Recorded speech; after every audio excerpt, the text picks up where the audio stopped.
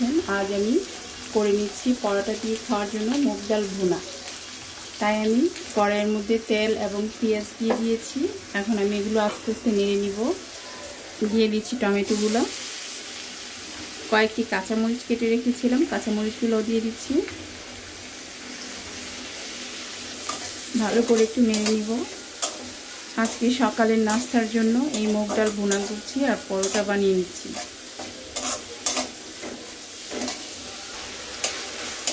পেঁয়াজ টমেটোগুলো আস্তে আস্তে ভাজা হয়ে যাচ্ছে। এখন আমি এখানে সব ধরনের মশলাগুলো দিয়ে দিব। দিয়ে দিচ্ছি লবণ স্বাদ মতো, দিয়ে দিচ্ছি হলুদের গুঁড়া 1 চামচ, দিয়ে দিচ্ছি মরিচের গুঁড়া 1 চামচ, ধনিয়ার গুঁড়া 1 চামচ, দিয়ে দিচ্ছি জিরার গুঁড়া 1 চামচ, দিয়ে দিচ্ছি এলাচ 2টি আর দারুচিনি। মশলাগুলোতে পানি দিয়ে দিচ্ছি একটু করে। এখন নেড়ে নিব। মশলাগুলো কষানো হয়ে গেছে। এখন আমি ডালগুলো দিয়ে দিচ্ছি। আমি ডালগুলো একটু ভেজে নিয়েছি, ভেজে নিয়ে ভিজিয়ে রেখে ভালো করে ধুয়ে নিয়েছি। ডালগুলো দিয়ে দিচ্ছি। ডালগুলো একটু ভালো করে ভেজে নিব। আমি ডালগুলো হালকা একটু তাওয়াতে ভেজে নিয়েছিলাম।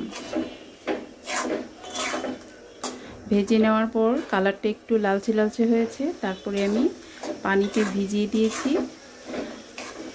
এখন আবার এটা মশলার মধ্যে ভেজে নিচ্ছি। একটু ভাজা হয়ে গেলে এখানে ডালটা সিদ্ধ হওয়ার জন্য পানি দিয়ে দিচ্ছি। আজকে সকালে ঘুম থেকে ওঠার পর আমার কণ্ঠস্বরটা চেঞ্জ হয়ে গেছে। এখন ঢাকনা দিয়ে দিব। ডালটা বলক এসে গেছে। এখন আমি একপাশে পরোটাগুলো ভেজে নিব।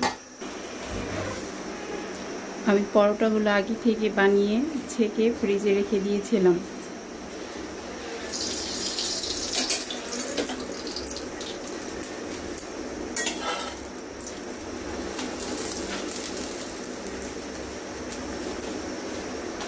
আগে থেকে পরোটা বা রুটি বানিয়ে ফ্রিজে রেখে দিলে একটু সুবিধা হয় সকালবেলায়।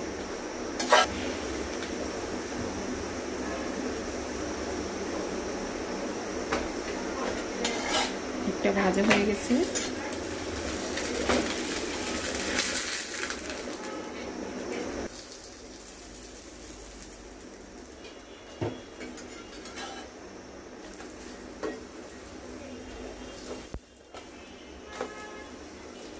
সবগুলো পরোটা ভাজা হয়ে গেছে।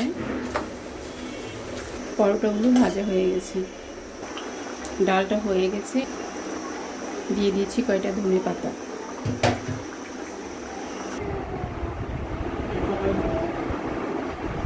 ডাল আর পরোটা রেডি। এখন সবাই খাবো আমরা।